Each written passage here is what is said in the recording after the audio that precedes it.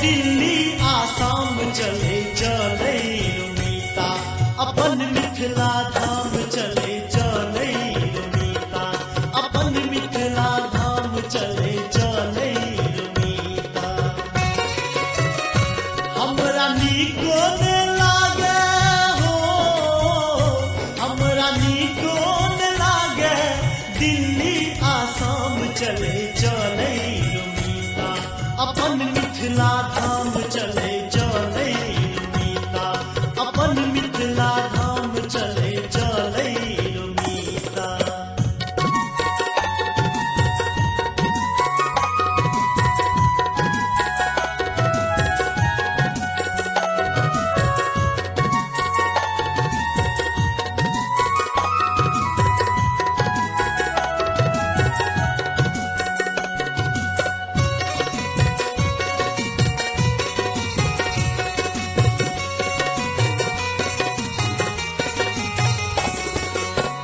कतो छे कमला आ कोशी बालान रे कतो छे अंगना आ नमहर दलान रे ओ कतो छे कमला आ कोशी बालान रे कतो छे अंगना आ नमहर दलान रे भूखले रहियो रहियो कसत बई अपने दलान चले चले रुमीता अपन मिथिला धाम चले चले रुमीता अपन मिथिला धाम चले चले रुमीता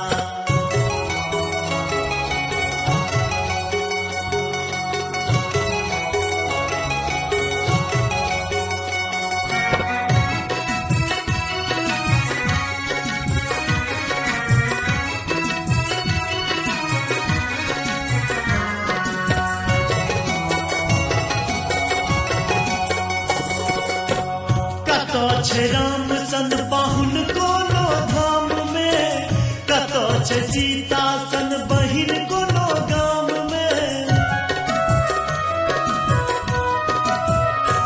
ओ कतो छे राम सन पाहुन कोनो धाम में कतो छे सीता सन बहिन कोनो गाम में जतो सुगा कहे जतो सुगा कहे भोरे भोर सीताराम चले चले रुमीता अपन मिथिला धाम चले चले रुमीता अपन मिथिला धाम चले चले रुमीता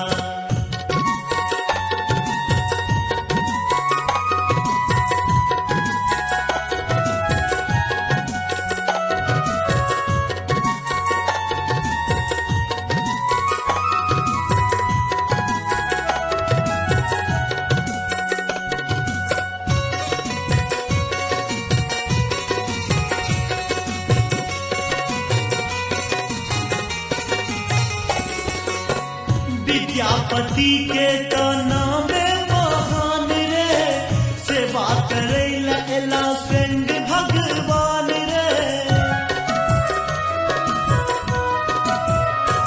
ओ विद्यापति के तो नामे महान रे सेवा करे ला स्वयं भगवान रे बन का चाकर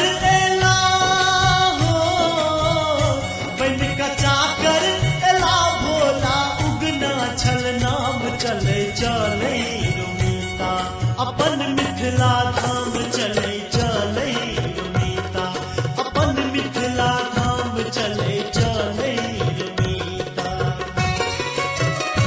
हमरा नीको ने लागे हो हमरा नीको ने लागे दिल्ली आसाम चले चले रुमीता अपन मिथिला धाम चले चले। आइए ले चलते हैं आपको भारतीय रेलवे के द्वारा उठाए गए सराहनीय प्रयास के उस सफर पर जिसके अंतर्गत वीरान पड़े मधुबनी स्टेशन का विराट रूप में कायाकल्प हुआ।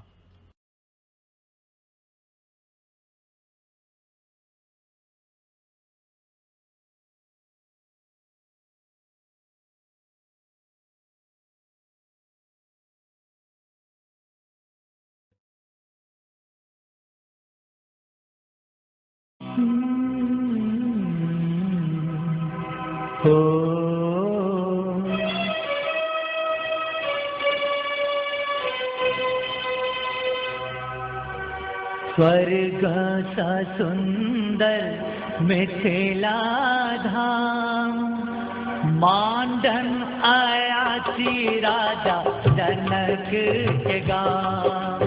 स्वर्ग सा सुंदर मिथिला धाम, मांडन आया श्री राजा जनक के गाँव। जैठम उगना बनला महादेव, विद्यापति के जानियो। स्वर्ग सा सुंदर मिथिला धाम, मांडन आया श्री राजा जनक के गाँव। जैठम उगना बनला महादेव, विद्यापति के जानियो। स्वर्ग सा सुंदर मिथिला धाम, मांडन आया श्री राजा जनक के गाँव।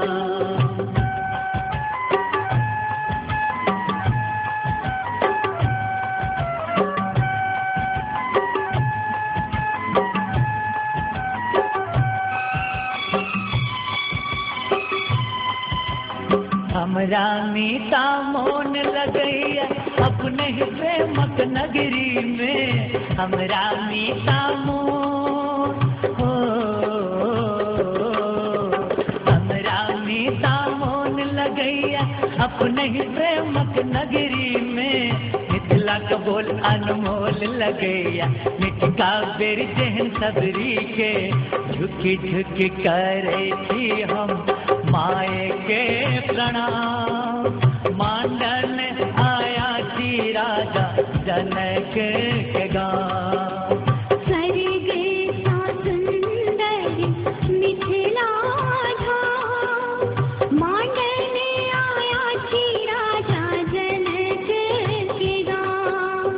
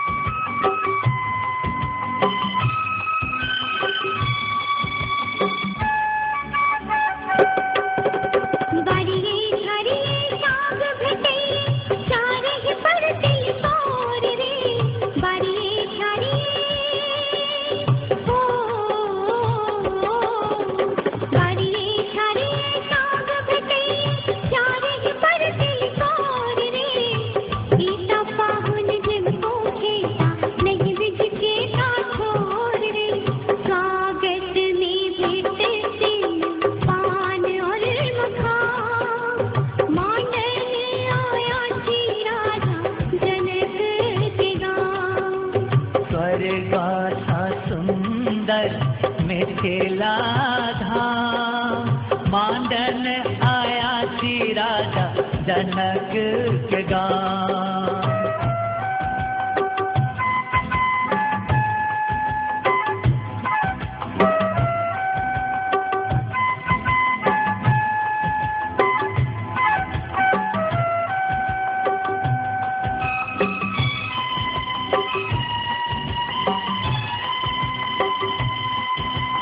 कमला कोशि बलान नित दिन घर घर गीत सुना बैरे।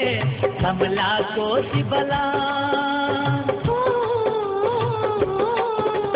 कमला कोशि बलान नित दिन घर घर गीत सुना बैरे। सब देवता मिल फूल बरसावे, मोहर बंसी बजावे रे। सीता बहिन सहित पाहुन राम, मांडन आया श्री राजा जनक के गाँव। जहि हम बिना बनला महादेव, विद्यापति के जानियो। स्वर्ग सा सुंदर मिथिला धाम, मांडन आया श्री राजा जनक